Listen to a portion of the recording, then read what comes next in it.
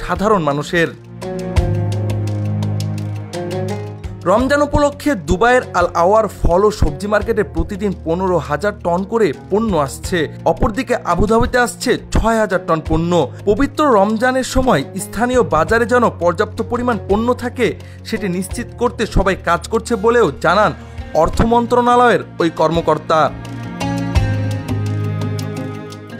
দেশটিতে কোনো অসাধু ব্যবসায়ীরা যেন রমজানের দ্রব্যমূল্য নিয়ে কোনো ধরনের অরাজকতা করতে না পারে সেজন্য ভোজ্য তেল, ডিম, দুগ্ধপণ্য, চাউল, চিনি, পোলট্রি, সিম, রুটি এবং ময়দার দাম যেন কোনো সুপারমার্কেটে বাড়াতে না পারে সেজন্য পুরো রমজান জুড়ে 420 বার অনুসন্ধান চালাবে দেশটির প্রশাসন।